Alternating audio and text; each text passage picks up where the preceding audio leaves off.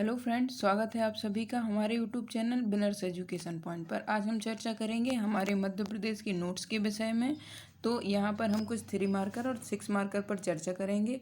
दोस्तों, अगर आपने हमारा यूट्यूब चैनल सब्सक्राइब नहीं किया है तो हमारे यूट्यूब चैनल को सब्सक्राइब कर लीजिए और आप हमें फेसबुक और इंस्टा पर फॉलो कर सकते हैं। और हमारे वीडियो की फ्री PDF तथा महत्वपूर्ण कंटेंट प्राप्त करने के लिए आप हमें टेलीग्राम पर भी ज्वाइन कर सकते हैं। आप हमारे नोट्स परचेज कर सकते हैं। तो अभी हमारे पास हिंदी, एथिक्स, सोशल, ज्योग्राफी आदि के नोट्स अवेलेबल हैं। तो आप डिस्क्रिप्शन बॉक्स में उनकी लिंक दी गई है, आप वहां जाकर इंस्टा मोजो की लिंक से चेकआउट कर सकते हैं और हमारे नोट्स परचेज कर सकते हैं। हमारे नोट्स बहुत ही न्यूनतम शुल्क में आप तक उपलब्ध कराए जा रहे हैं। तो दोस्तों, आप अपने समय का सही सदुपयोग करें और हमारे नोट्सों का अध्ययन करें। हम चर्चा करते हैं मध्य प्रदेश की भौगोलिक स्थिति के संदर्भ में, जो कि हमारा पहला 3 मार्कर है। तो मध्य प्रदेश उत्तर पूर्वी गोलार्ध में स्थित है। जो मध्य प्रदेश है वो उत्तर पूर्वी गोलार्ध में स्थित है। भौगोलिक स्थिति क्या है? तो 21 डिग्री 6 मिनट से 26 डिग्री 30 मिनट उत्तरी अक्षांश तक इसका विस्तार है और 74 डिग्री 9 मिनट से लेकर 82 डिग्री 48 मिनट तक पूर्वी देशांतर तक मध्य प्रदेश का है जो भौगोलिक विस्तार है। कर्क रेखा मध्य से गुजरती है। मध्य प्रदेश के मध्य से कर्क रेखा गुजरती है जो कि 14 जिलों से होकर गुजरती है। मध्य प्रदेश के मध्य से ही कर्क रेखा गुजरती है जो कि 14 जिलों से होकर गुजरती है। मध्य प्रदेश उत्तर पूर्वी गोलार्ध में स्थित है। 21 डिग्री 6 मिनट से 26 डिग्री 30 मिनट उत्तरी अक्षांश और 74 डिग्री 9 मिनट से 82 डिग्री 48 मिनट पूर्वी देशांतर तक इसका विस्तार है। कर्क रेखा मध्य से गुजरती है तथा 14 राज्यों को कवर करती है। अब है मध्य प्रदेश का आकार और विस्तार। तो मध्य प्रदेश का आकार आयताकार है।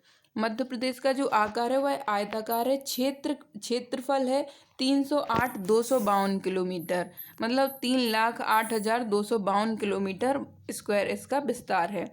यह पूर्व से पश्चिम तक यह 870 किलोमीटर है तथा उत्तर से दक्षिण तक यह 605 किलोमीटर तक फैला हुआ है। भारत के क्षेत्रफल का 9.38% मध्य प्रदेश कवर करता है और मध्य प्रदेश की सीमा 5 राज्यों से लगती है। उत्तर प्रदेश, राजस्थान, गुजरात, महाराष्ट्र और छत्तीसगढ़ से मध्य प्रदेश अपनी सीमाओं को साझा करता है। अब है मध्य प्रदेश के अन्य नाम कौन कौन से हैं। तो मध्य प्रदेश के अन्य नामों के अंतर्गत मध्य प्रदेश को हृदय प्रदेश कहा जाता है, सोया प्रदेश कहा जाता है, नदियों का मायका कहा जाता है और टाइगर स्टेट कहा जाता है।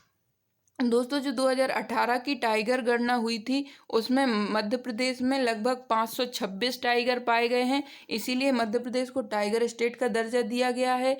कम से कम अनेकों नदियां मध्य प्रदेश से होकर निकलती हैं, इसलिए नदियों का मायका कहा जाता है। सोयाबीन का 55 से 60% उत्पादन होने के कारण इसको सोया प्रदेश की संज्ञा दी जाती है और भारत के हृदय में होने के कारण, भारत के मध्य में होने के कारण इसको मध्य प्रदेश की संज्ञा दी जाती है। अब जो हमारा अगला 3 मार्कर है वह है मालवा का पठार। तो जो मालवा का पठार है वह लावा से निर्मित है। इसका क्षेत्र है 88,222 वर्ग किलोमीटर। 88,222 वर्ग किलोमीटर है जो इसका विस्तार है। नदियां कौन कौन सी निकलती हैं मालवा के पठार से? तो चंबल, क्षिप्रा, कालीसिंध, पार्वती और बेतवा आदि नदियां मालवा के पठार की प्रमुख नदियां हैं। प्रमुख चोटी कौन सी है? तो सिगार और जानापाव मालवा के पठार की प्रमुख चोटियां हैं। जो सिगार चोटी है वो मालवा के पठार की सर्वोच्च शिखर है और इसकी जो हाइट है वो 881 मीटर है। सर्वाधिक जनसंख्या संकेंद्रण का क्षेत्र मालवा का पठार ही माना जाता है। अब है हमारा अगला 3 मार्कर जो कि है मध्य प्रदेश में हीरा उत्पादन। तो मध्य प्रदेश का हीरा उत्पादन में प्रथम स्थान है। प्रमुख क्षेत्र कौन कौन से हैं?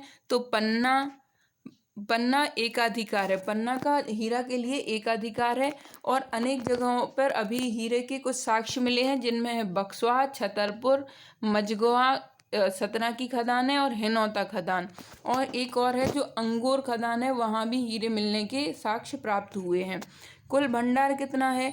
तो 976,000 कैरेट मध्य प्रदेश में हीरा उत्पादन का भंडार है। अब है मध्य प्रदेश में मैग्नीज क्षेत्र।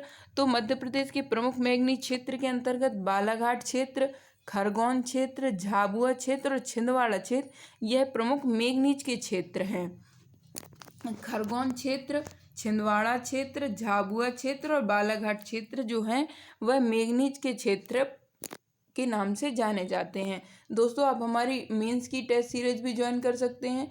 तो हमारी जो मेंस की टेस्ट सीरीज है वह मात्र 3,000 रुपये में आपको 50 टेस्ट उपलब्ध कराए जाते हैं, प्लस आपकी कॉपी का सटीक मूल्यांकन किया जाता है, आपको सटीक फीडबैक दिया जाता है और आपको एक मॉडल आंसर की भी प्रदान की जाती है, ताकि आप अपने उत्तरों में सुधार कर सकें और देखें कि टॉपर या सिलेक्टेड लोग कैसे लिखते हैं।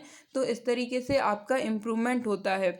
और दोस्तों, हमारी एक प्री की टेस्ट सीरीज भी चलाई जा रही है, जो कि मात्र 1,000 रुपये में आपको 100 टेस्ट उपलब्ध कराए जाते हैं, जिससे आपके 10,000 फैक्ट कवर होते हैं।